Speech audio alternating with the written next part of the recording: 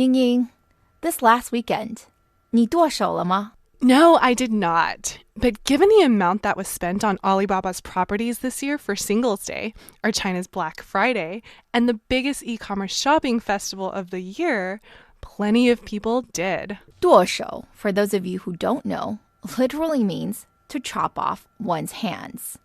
It's an internet meme referring to the fact that shopping online has become so popular in China in recent years that many people cannot stop themselves from clicking and buying, to the point where they feel like they must chop off their own hands to stop doing further damage. And 剁手党 basically refers to this entire group of out-of-control shopaholics and has a funny but also sort of derogatory connotation. Yeah, it's also mostly directed at women, which is not cool because at least on Taobao, the 剁手党 are pretty evenly split between men and women at 47% versus 53%. And on platforms such as JD.com, which is known for good deals on consumer electronics, on last year's Singles' Day, over 2/3 of the buyers were male. That doesn't prevent popular media from vilifying women, though, and still spreading the perception that a man's got to watch his credit cards on Singles' Day, lest his wife or girlfriend 败家 or bankrupt the household. I know, so infuriating. But you must be confused by now. Why are wives and girlfriends involved in a day named Singles' Day?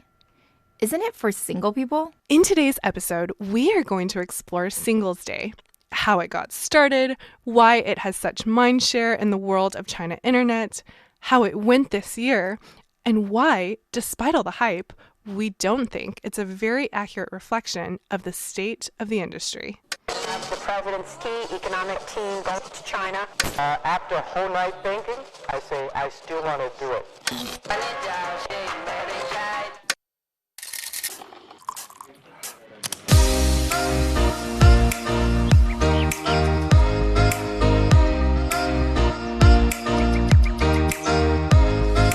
Hi everyone, we are Tech Buzz China by Pan Daily, powered by the Sinica Podcast Network. We are a weekly podcast focused on giving you a peek into what's buzzing within the tech community in China. We uncover and contextualize unique insights, perspectives, and takeaways on headline tech news that don't always make it into English language coverage, so you can be smarter about the world of China tech. Tech Buzz China is a part of pandaily.com, an English language site that tells you everything about China's innovation. I am one of your two co-hosts, Ying-Ying Lu. And I'm your other co-host, Rui Ma. We'd like to give a shout out to our partners Deal Street Asia and SubChina, the creator of the Sinica Podcast Network. In addition to Tech Buzz, you can also find the Sinica Podcast, a weekly discussion of current affairs on China. You can also find New Voices, a podcast on women, as well as the new business-oriented China Econ Talk, and, of course, the Caixin Sinica Business Brief from China's leading business magazine. Be sure to check these out. Thanks also to listeners Sherwin Jiang, David Wang, and Jane Han for writing in with detailed feedback. Remember, guys, if you enjoy listening to us, please take the time to leave us a rating or review on iTunes, Facebook, or wherever you get your podcast.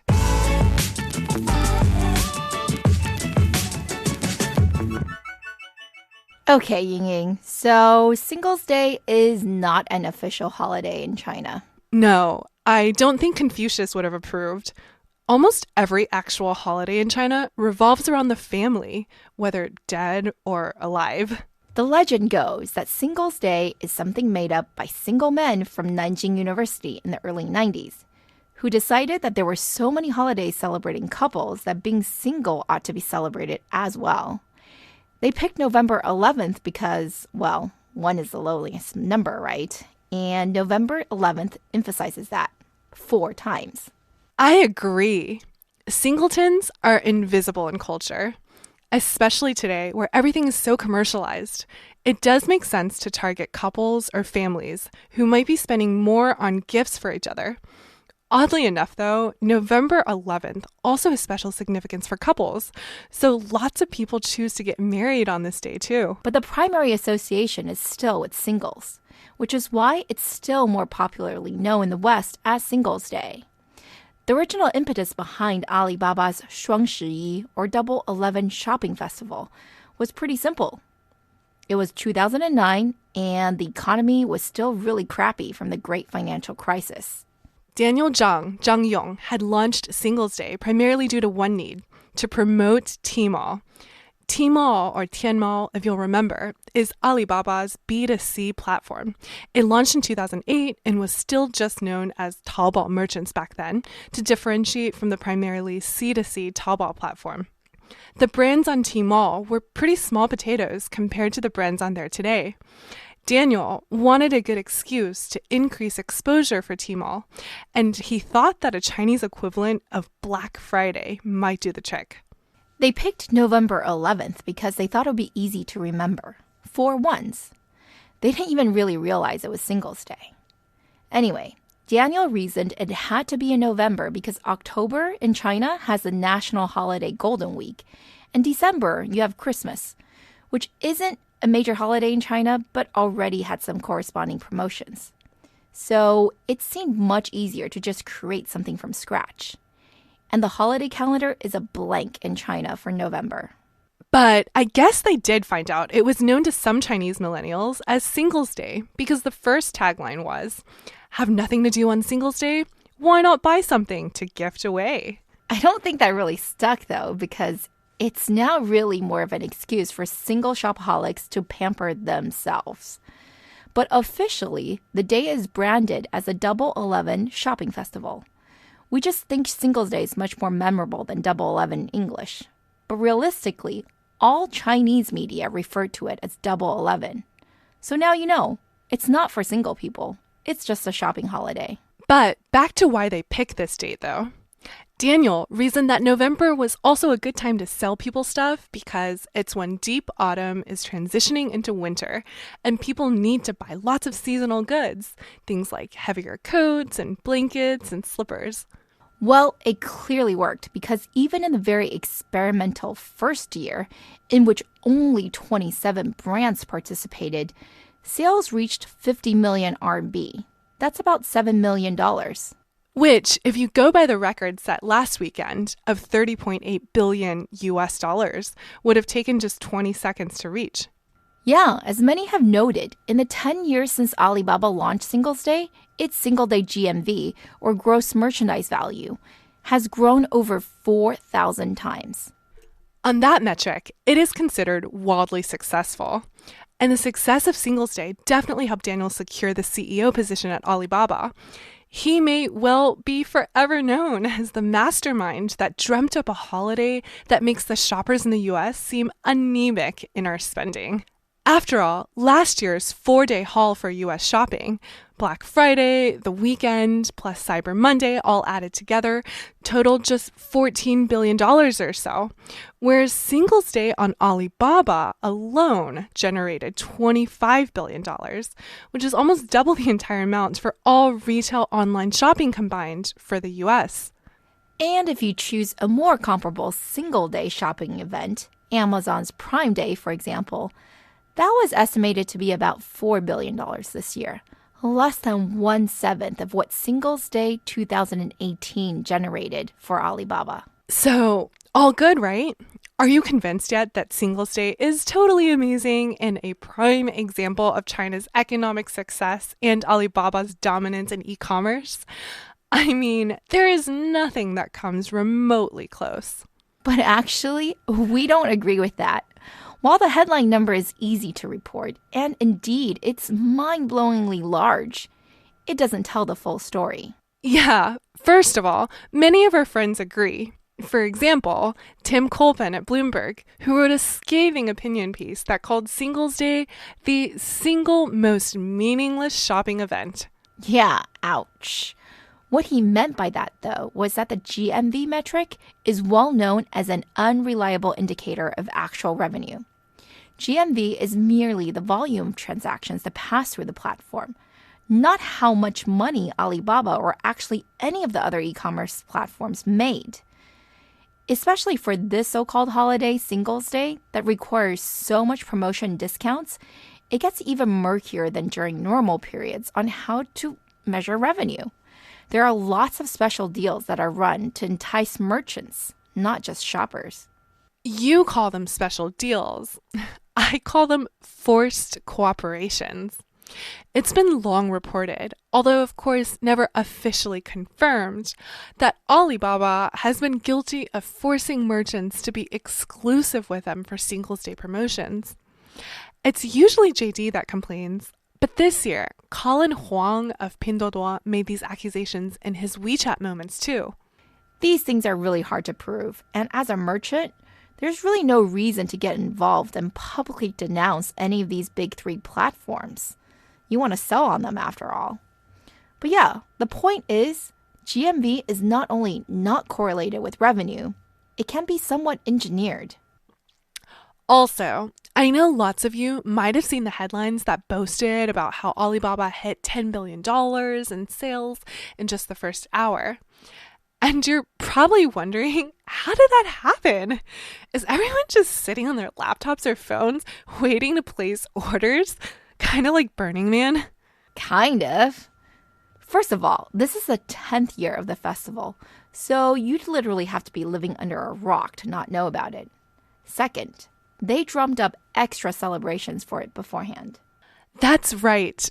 There's an excellent Business Insider article about the 4-hour gala that took place in Shanghai in the hours before the event. It was streamed online, and hundreds of millions of people watched it in anticipation. They had the usual pop stars and boy bands from China, but also international celebrities like Mariah Carey and Miranda Kerr, who was there to promote her newish beauty store on Tmall. So it was a really big celebration. I think the reporter's reaction was priceless. She was totally overwhelmed. She was like, this is Cirque du Soleil mixed up with Macy's Thanksgiving Parade, mixed up with who knows what else. It was probably just a normal large-scale Chinese gala, but for a foreigner, it seemed over the top and crazy, especially since Jack Ma himself did a bunch of stunts.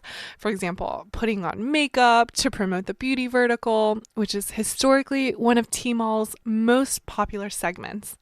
Meanwhile, though, as you're watching the celebrations, you could start preloading your shopping cart with discounts that can only be transacted on past midnight, which is why within the first 10 minutes, Alibaba had over $4 billion in sales, more than Amazon Prime Day. And the traffic graphs show it too. The peak number of users for Singles' Day usually happen just after midnight, again in the morning from 9 to 11 a.m., and also in the last hour of the day. And even though most of the headlines are focused on Alibaba, since they did, after all, invent the holiday out of thin air, other e-commerce platforms have been participating for a long time as well. Yeah, pretty much every major e-commerce platform participates in Singles' Day. Because why not? It's so easy to bandwagon. But you can never talk about revenues of this scale in China without talking about faked numbers. Not always by the platforms themselves, but sometimes also by the merchants. Now, Ying-Ying and I are not investigative journalists with resources to figure out the truth. But what we can tell you is that, yeah, there are lots of people online complaining of phantom orders, like their account was hacked or something, or special deals that they paid for and thought they should be receiving, but were contacted by customer service and requested to return them. I guess because that deal didn't actually exist, but the merchant wanted the number of orders to show up on their merchandise to build up credibility. I mean, it's better than some of the other tricks, which just include straight-up fake purchases and paid reviews. That complaint about phantom orders, by the way, is mostly lodged against JD, not Alibaba, because of the different ways in which these platforms work.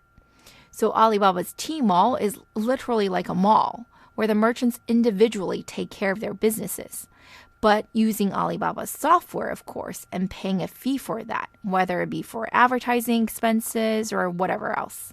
JD's primary business is that it owns the inventory and sells it to consumers directly. So they can just fake all the numbers all at once. In fact, One researcher claimed that much of JD's own 618 shopping festival numbers were systematically faked. And actually, only 44% of orders placed were actually transacted and delivered. Yeah, did you notice that? There's a difference between orders placed and orders transacted. I think that's where you have to be careful too, because the e-commerce platforms are tricky about how they report this, but somehow it all seems to end up as GMV in English. One is 下单额, which is the volume of orders placed, and the other is 成交额, which is the volume of orders transacted. So placed orders can be a lot higher than transacted orders because along the way, you can cancel your order before payment. That's because when you press place order, it usually asks you how you want to pay, upon which you select a method of payment and then pay before your order is actually going to be considered transacted. Right. The e-commerce platforms like to fiddle with this one detail. But bright-eyed analysts usually catch them and they say, hey, these are not apples-to-apples comparisons. If we're comparing, for example, JD's order volume to Alibaba's transaction volume, this seems to be an almost annual controversy. Well, not only that, but GMV numbers, whether they be orders or transactions, don't include returns. Another reason why it's poorly correlated with actual realized revenue. In fact, you cannot return anything on November 11th itself. And people complained that on Monday, the day after the festival, the servers broke down trying to process returns. Taobao's server error pages for users trying to return their purchases actually became a trending search item. It's kind of ironic because the servers didn't crash during the day of. So why are they crashing now?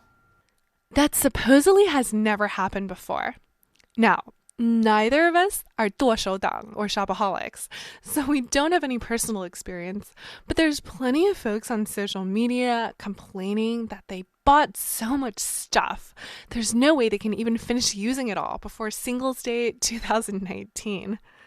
In fact, state-owned media Xinhua reported that nearly 76% of male consumers regretted buying so much, and 71% of women as well. 83% of those surveyed said that they intend to consume more rationally in the future. Given that this came from state media, it is possible that the government thinks the rampant consumption is out of control, and they wanted to release these stats to reinforce their point. Stop buying so irresponsibly. Don't be a 剁手党. Not just state media. Plenty of other articles warn against 囤货, or stockpiling. Also, they noted, a lot of the so-called deals only appear cheap because the merchants have been steadily raising prices for several weeks prior, so as to give you as the shopper the impression of a discount. But actually, it's just a regularly priced item, or maybe even marked up from normal. Regrets and markups aside, though, the return frenzy, some folks speculate, could also be caused by merchants who use bots to put in fake orders so that their items could show up as bestsellers in time for Singles Day. Again, we are not forensic data scientists here, so we have no idea if that's true or not, but maybe Rui, the folks behind the Ma Fengwo fake review scandal we covered a few weeks ago, can do some investigative work. That's episode 27 for those of you who are just tuning in. Either way, you guys see the problem here. GMV could be orders or it could be transactions, and it doesn't take into account returns, and it can be gamed. Not to mention, Tim did a nice graph here showing that it has a pretty small correlation with actual revenue. So all of these things make us agree with him that it's not that great of a metric. So investors, you guys and gals need to read the fine print on this. But GMV remains the focal point, and even at nearly $31 billion, there are a lot of naysayers who poo-pooed at Alibaba's mere 27% year-on-year growth this year. That's because Singles Day revenue growth used to be much higher than that, like well over 50%. But obviously, as the number gets larger, it's going to become harder and harder to show the same percentage in growth. I don't personally see this as a big problem, but I agree with some of our friends who've written that one day, Alibaba's probably going to stop publishing these numbers in the same way as Apple just stopped publishing iPhone unit sales because, well, where's the drama in reporting a 10% or, God forbid, only a 5% growth rate? Okay, though, that's enough GMV bashing. In other respects, I do think Singles' Day is still a marvel of Chinese tech. After all, 1 billion packages got shipped, with the help of robots, of course. And JD, backed by Tencent, was able to use its mini program inside of WeChat to good effect, with over 237 million users and an order volume of over 36 times that of 2017. Order volume again. JD loves that metric, don't they?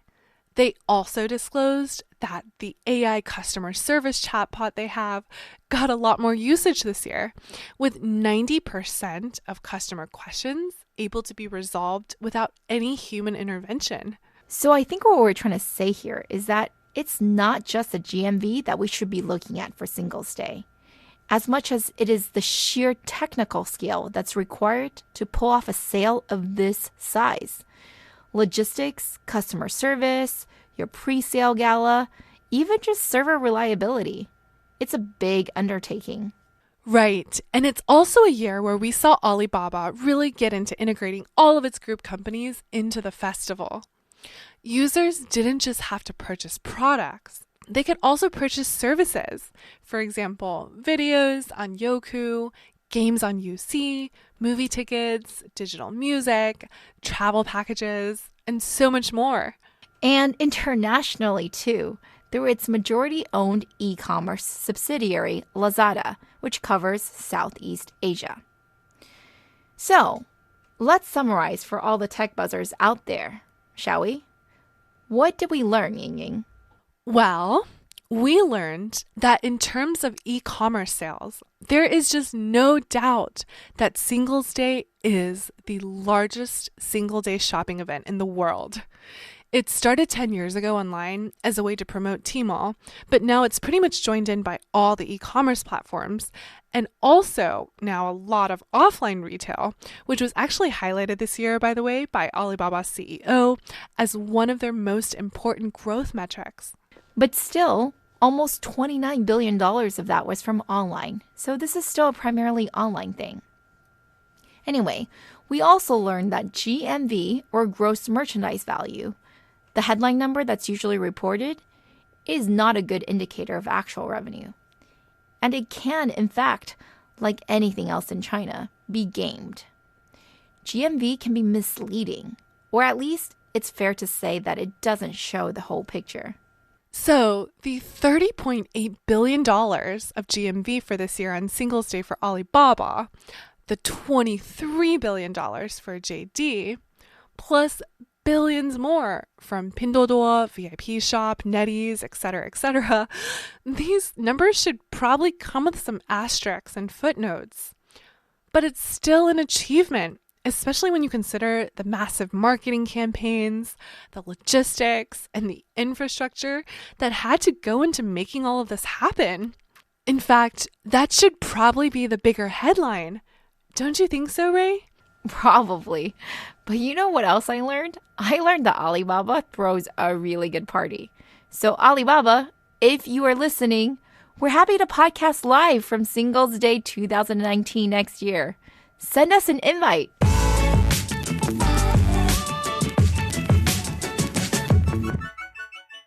Okay, that's all for this week, folks. Thanks for listening. We really enjoyed putting this together as always, and we're always open to any comments or suggestions. You can find us on Twitter at ThePanDaily, at TechBuzzChina, and my personal Twitter account is spelled GINY. And my Twitter is spelled RUIMA. We'll be back here, same time next week. Tech Buzz China by Pan Daily is powered by the Sinica Podcast Network. Handdaily.com is an English language site that tells you everything about China's innovation. Our producers are Bonnie Zhang, Shaw Wan, and Kaiser Guo. Our intern is Wang Menglu.